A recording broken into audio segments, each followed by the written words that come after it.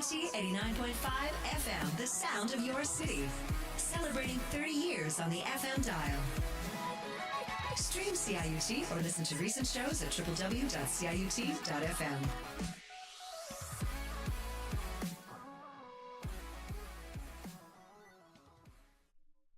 You're listening to CIUT 89.5 FM. This is Donna G. And as promised, joining me by telephone is filmmaker Lina Rodriguez. Her film is screening at the TIFF Bell Lightbox. It's called Manana, esta hora, this time tomorrow. And I'm very happy to have her on the phone. Hello, Lina. Hi, Donna. Thank you so much for having me. My pleasure. I'm very excited to talk to you about this film. I liked your last film, Señoritas, and this one I like even more. So why don't you fill our audiences on the basics of Mañana esta hora? Sure. So it's a film that focuses on the quotidian routine of a family in Bogota, in Colombia, that it's conformed by a mother, father, and a teenage daughter, and it's about how they're related to family, how they're negotiating sort of emotional and physical space on a daily basis before and after a tragedy changes their lives and forces them to pretty much change how they related to family. And how long was the writing process for this film? For my first film, I wrote a script, but I've always, since I finished film school, I've always had this kind of like skeptic take on scripts in a way because I just had a bad experience in my fourth year film at school, and I felt that I wrote a script and I attached myself so closely to it that I ended up making like this inert film that was just executing an idea, but I wasn't very aware of the people and what was happening. So I became very, very skeptic of scripts. And although my first film has a script, and I have this way of working with actors that kind of like opens things up, for my second film, when I was writing the script, I actually decided to trust the process of writing, which is something that, of course, all writers say, and many people know this, but it had never happened to me that by doing so, I ended up developing really interesting things that I don't want to talk about because I don't want to give the film away, but even some of the things that happened in the film happened and I discovered in the process of writing. So I'm really excited that the same kind of openness and curiosity that I've had when I shoot the film, I've been able to apply that to the writing process. And I wrote a script, and the script is something that I shared with the crew and the collaborators on a technical level, but I actually did not share that script with the cast. And what I did with them is that I worked on preparation in a different way, but maybe we can talk about that a little bit later. Yeah, I want to get back to film school and your reaction to film school. So did you find film school just too restrictive for you?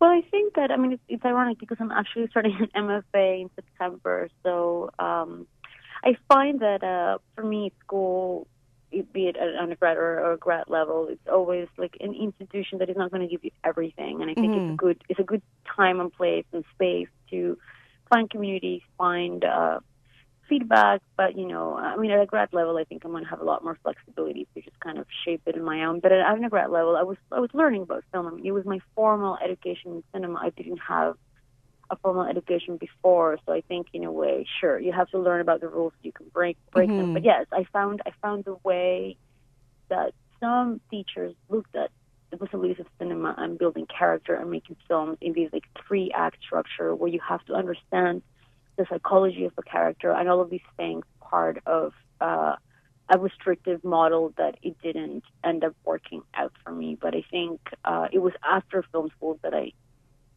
my partner gave me a Super 8 camera, and I ended up kind of using the Super 8 camera almost as a diary where I was just shooting things without necessarily having a final idea of what I wanted, but it was more about discovering. And I think that experience of making short experimental films really freed me and helped me just trust the process of making and opening up that process.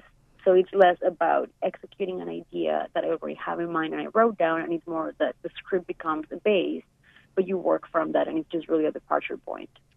So in terms of, you said you had a framework for the script. So did you develop sort of dialogue as you were filming, or how does the dialogue work? So, I mean, I had a full-on script with dialogue, but, for example, in the film, when people get to see it, the woman who plays the mother character in the film, she's an event planner. What I had written was she was going to be a dentist. But, you just write things because you just need to write things.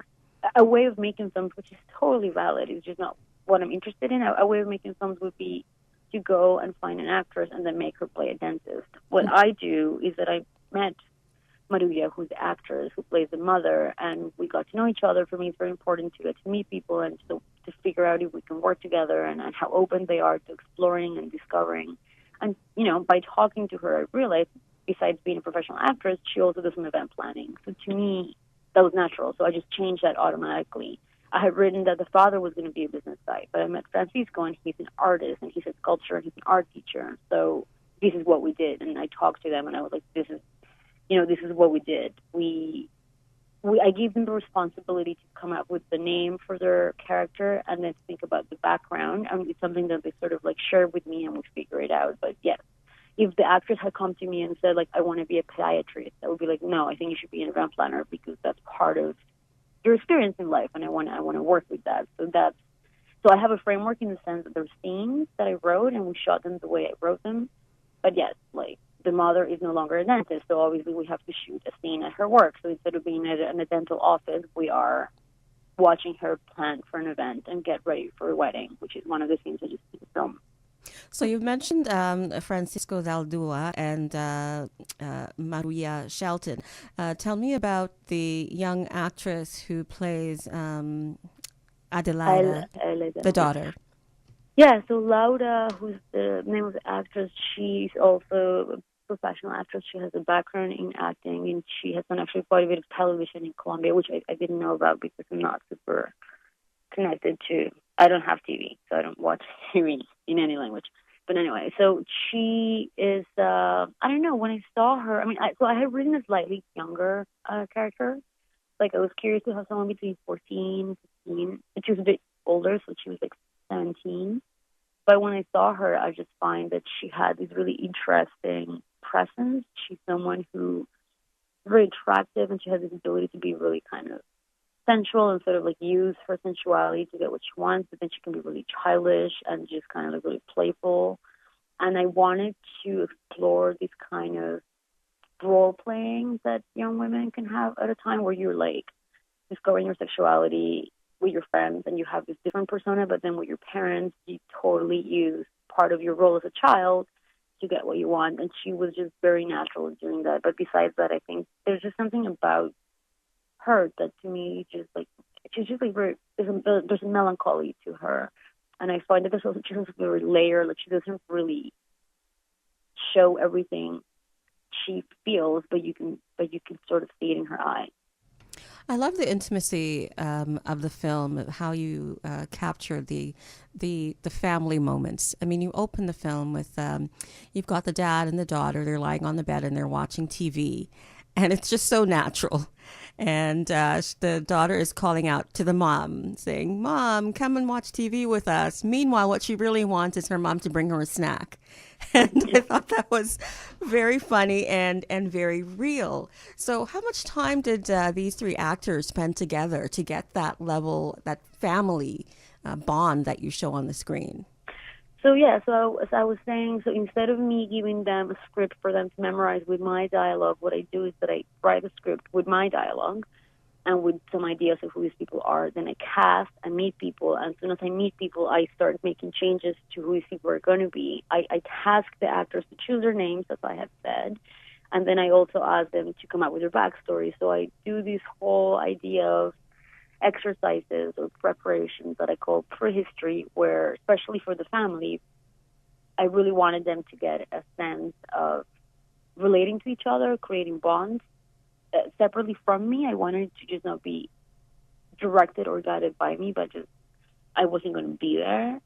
And then what I like about that is that it creates a certain sense of complicity between them because they're going through things that I don't know. So that creates a bit of a mystery for me when we're doing something later because I don't necessarily know all those backstory of how they came up with this. But I'll give them specific exercises too. So for the father and mother, I told them, like, okay, so it's up to you guys to come up with a story of how you fell in love. So then I said, like, you should go out for a drink tomorrow, and then you should talk about whatever you want, but one of the things that you have to both agree on is how you met. And then they would create that story together, and then I would meet on Skype with them separately, and then we would talk about what they talked about, and then that would be great. So then we had their backstory together, and then I would create another exercise for them to meet with another set of friends, and then during that meeting, which happened before shooting, they would talk about how they met each other. So everything always sort of had a purpose. But I always I'm a bit of a gleaner. I always like using everything. So I use as much as people. It's not about personal lives, but I use as much as people's personal, intimate information, and also what they build with each other. And in terms of the family, it was similar. So like, Ida, who's the daughter, spent time with her mother, and they, I asked them to choose an activity, so they chose to get a manicure together. Then the daughter and the father also spent some time together, because dynamics and family different depending on who you are and who's there. So if it's a trio, it's one thing, but if there's two and two, it's a different thing. So I really played out that kind of division of having the parents hang out, the father and daughter hang out, the mother and daughter hang out, and then have them together again to prepare a meal, for example. And then I really, for me, eating is such a big part of life, but also family. So there are like two meals in the film, kind of, where you see the family preparing a breakfast, and then when you see a special dinner that the father and the daughter have prepared for the mother. So something like that, for example, like there's a song that they sing to her. It's something that they prepared as a special song for her. So I'm always trying to find ways that I can get the actors to take responsibility for their backstory, their name, and all that stuff, but also for how to relate to other actors. So it's not just me saying, this is who you are, and this is why you're the way you are. And in a way, I think it's going against that psychology that you learn in screenwriting class, where I have to prepare a backstory and prepare a psychology so an actor can just... And I think that's valid. I'm not interested in that right now with the films that I've made so far. Well, I think your technique works really well, because even in moments of silence, which there is a lot of in this film, you feel that this is a real family, that they're connected, and you're connected to them by being a viewer, by observing this family. Now, tell me about there's a rhythm to your film. So is that developed as you go along, or is that something that's done in the editing? How does that work, Lina? In terms of, the film is broken in two parts, so that was in the writing. In terms of the atmosphere and the rhythm, the atmosphere was something that I had in mind since I wrote it, and it was to find a way to reveal the physical spaces where family is living and sharing and breathing in a very intimate way, and then to reveal that space in different ways throughout the film. So you become familiar with the space, but also the space is kind of broken, and you can see like a different, just like a different part of the house almost, but also you can get a sense of how the family is inhabiting that house.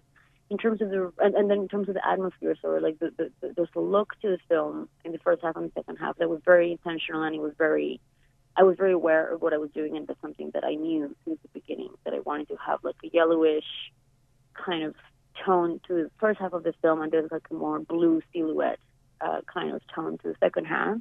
And then in terms of rhythm, it is something that came through the editing. Of course, the way I was shooting, I already knew that there was going to be a lot of single takes. There are some cuts in the film, not many, but there's some. But in terms of the rhythm, it's something that Brad, who's my partner both in cinema and in life, we edit together, and that's something that was really useful having him on set, because he was reminding me of, cutting down scenes when I was shooting because of the way that I'm trying to find, to discover the relationships between these people that they have formed without me. You end up with a lot of long takes, and he was great at, coming and saying, like, look, like, you can't have 10-minute takes because we won't be able to edit this together. So he on set, I think we started sculpting a little bit of the rhythm of the film by just making the beats of each scene shorter. So definitely the rhythm, I think, of the film, as you said, and I completely agree, is very much determined by the rhythm of the editing. I think for us editing, it's like the punctuation, right, of a film, and it's like you have commas, you have columns, and how we cut and when we cut, we take it very seriously, and it's very important for us. So we spend a lot of time thinking about when to cut.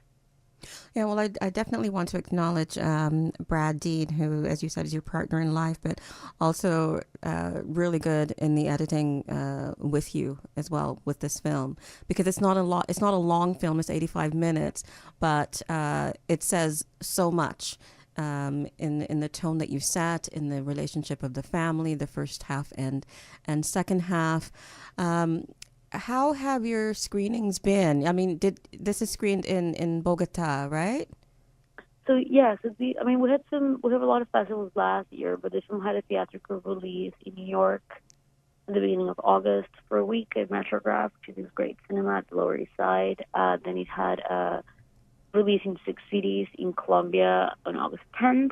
Unfortunately I wasn't there, but it's amazing. It's really great opportunity for me to be able to have the film, shown and shared with a wider audience in Colombia, even if it's still an art house small film. But I think I have a distributor there, and it does an amazing job at opening up the film to other audiences. And then the film opened here last Friday at the Live Box. And, from the screenings that I was at in terms of premieres, here on Friday at the Live Box, and then in New York and Metrograph, they were just very special screenings where I find that people responded very emotionally to the film, and that, I'm very emotional about this film. It's a very personal film, not because it's autobiographical, but I think because it's dealing with themes that are very close to me, and it has to do with the passing of time and grief and growing up, and just ultimately mainly the passing of time. That I think it's something that I've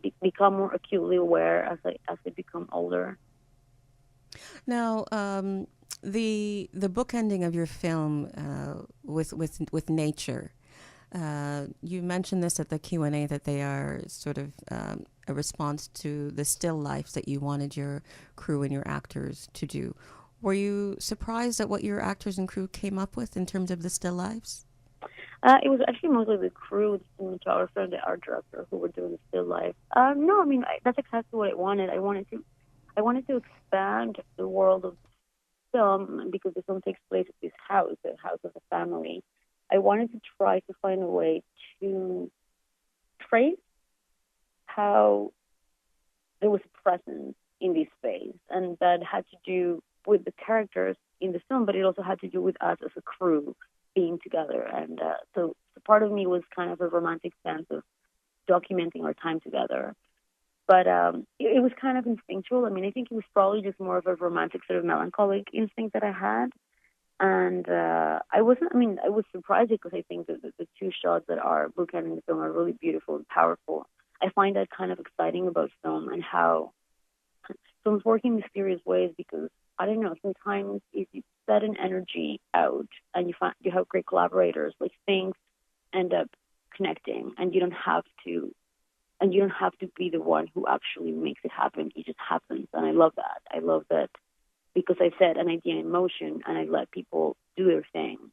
Then they found this, and it was completely aligned with what I was looking for. But I didn't even know that I was looking for that. It was a gift, Well, it definitely worked. And Lina, thank you so much for joining me by telephone. I know it's a busy time for you, and good luck with your studies in the fall. Look forward to seeing what comes out of that. Will you be taking a break from filmmaking, or will you be progressing as well in terms of your film work as well as your studies?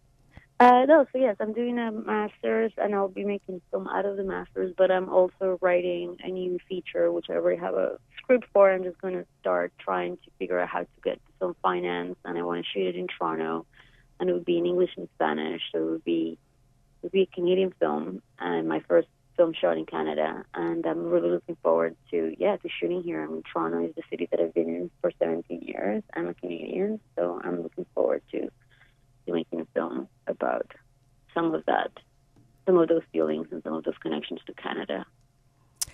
Will the focus again be a young woman, do you think?